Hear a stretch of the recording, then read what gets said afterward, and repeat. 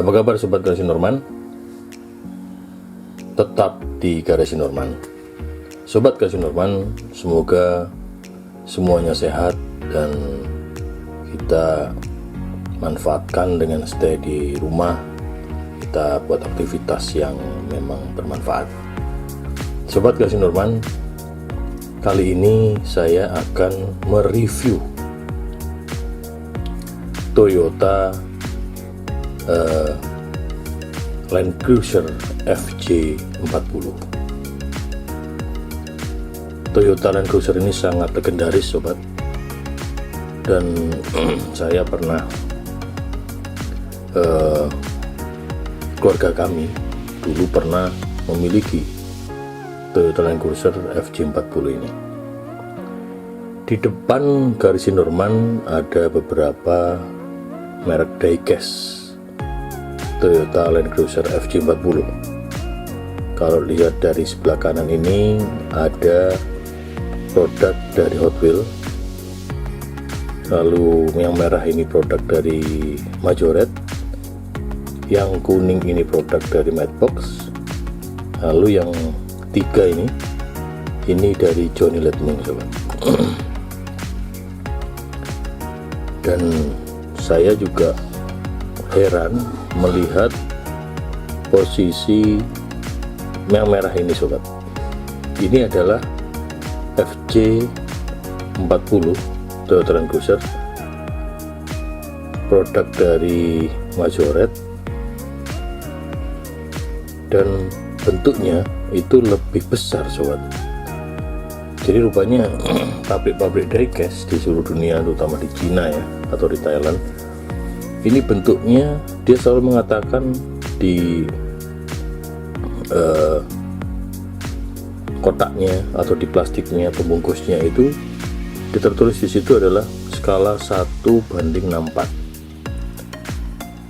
Dan setelah saya melihat banyak produk diecast, skala 1:64 ini nggak sama semua sobat. Kayak ini gede sekali nih, beda dengan yang lain. Sobat Garasi Norman, saya akan mereview sekali lagi satu persatu, dan produk diecast mana yang merupakan Toyota Land Cruiser FJ40 ini yang detail dan lebih bagus. Mari kita akan review satu persatu, dan tidak lupa saya akan sedikit mengulas tentang sejarah Toyota Land Cruiser FJ40, kenapa masuk ke Indonesia. Sobat Garasi Norman, ulasan satu persatu akan saya mulai dari sebelah kanan, produk dari Hot Wheels. Sobat Garasi Norman, saya ini mencari produk Hot Wheels Land Cruiser FJ40 ini susah. Yang ada cuma model gini semua, mulai dari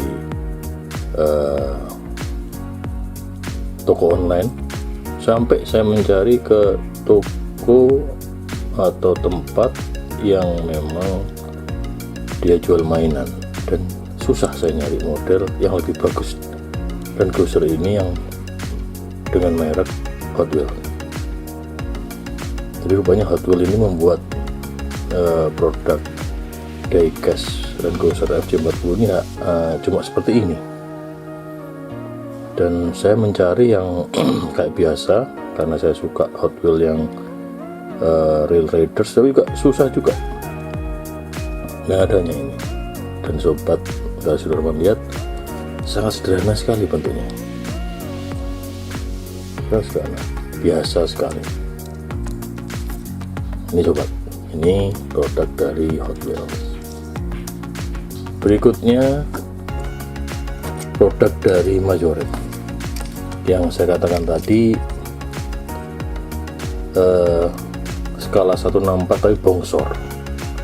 Dan saya ulangi, sering saya melihat skala 1/64 itu ada yang lebih kecil, ada yang besar, Jadi rupanya pabrik diecast ini tidak kompak membuat skala 1:1 banding 64. Ini produk, sekali lagi produk dari Masoret. Kalau lihat dari bentuk depan lumayan sobat, bannya bukan karet, dan tampak belakang. Kalau saya melihat produk Masoret ini biasa ya, kurang detail sobat. Oke, berikutnya adalah produk dari Matchbox. Warna kuning kombinasi dengan coklat dan marun. Ban juga bukan dari karet, dan detailnya agak lumayan, cuma tampak depannya kalah dengan Masoret sobat. Lebih detail Masoret dari warnanya ya. Kalau kita lihat di yang dari Matchbox dicat, maaf jatuh, dicat semua rumahnya, jadi tidak terlihat cat yang detail. Jadi ini produk dari Matchbox. Berikutnya produk andalan saya ini. Benar-benar produk ini cukup dan sangat detail. Saya kira bukan cukup ya, sangat detail. Mulai dari depan sobat, dari atas, dari samping, dan dari belakang, sampai ada tangga kecil naik ke atas tuh ambil barang-barang di atas. Lalu bannya ini karet, ban serepnya juga kelihatan mantap sekali, bagus sekali sobat. Ini yang TRD ya, seri TRD dari Johnny Lightning. Dan ini sama sobat, produk dari Johnny Lightning, bagus sekali. Cuma kelemahan satu sobat, kalau teliti melihat produk Johnny Lightning ini di posisi ini sobat, garisnya ini terlalu, ini muncul anak-anak. Rupanya ini terpisah bodinya, waktu masang kurang rapat di sini. Ini produk dari Johnny Lightning. Yang berikutnya sama sobat, produk dari Johnny Lightning juga, tapi ini yang kanvas, sangat detail, bannya karet, keren banget. Dan dulu memang saya bingung ini produk, maksudnya Toyota. Saya selalu menyebut kanvas ini Toyota hardtop sobat, padahal ada jenis kanvas, tapi tetap saya sebut Toyota hardtop karena dulu terkenalnya Toyota hardtop. Jadi ini sobat, dan sobat bisa membandingkan dari semua ini mana produk diecast yang lebih detail dan yang terbaik. Dan monggo sobat-sobat untuk menilai mana yang lebih detail dan yang lebih terbaik. Oke sobat, saya akan ulas tentang sejarah kenapa mobil Toyota Land Cruiser FJ40 ini bisa masuk ke Indonesia. Ada hal menarik. Oke sobat, terima kasih. Sobat garis Norman, Toyota Land Cruiser FJ40 ini adalah kendaraan yang saya katakan tadi berupa kendaraan Jeep ya, seri Jeep, bentuk Jeep, dan sangat legendaris di Indonesia. Di Indonesia sendiri saat ini sobat, banyak sekali Jeep-Jeep yang dimodifikasi, yang dipakai di pariwisata.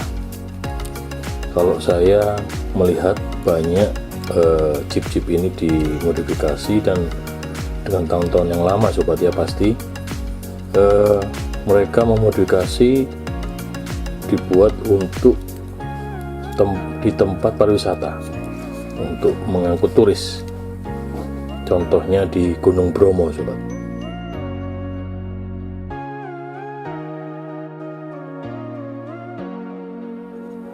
Mereka memodif untuk bisa mengangkut turis sampai ke lautan pasir di Gunung Bromo.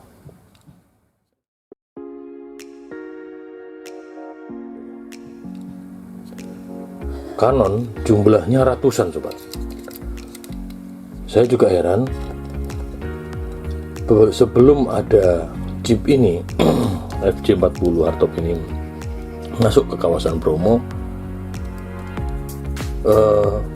mereka jarang memakai, mungkin tidak ada ya, tapi setelah ada satu persatu yang memakai hardtop ini untuk di kawasan Bromo sebagai angkutan wisata, jumlahnya semakin banyak, dan rupanya mereka banyak mengambil dari luar pulau atau luar kota, pokoknya di luar daerah Bromo. Dan sekali lagi, Canon jumlahnya ratusan. Itu ada yang banyak kelompok-kelompok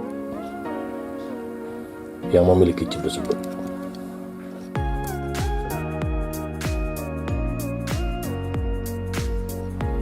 Sobat Garasi Norman,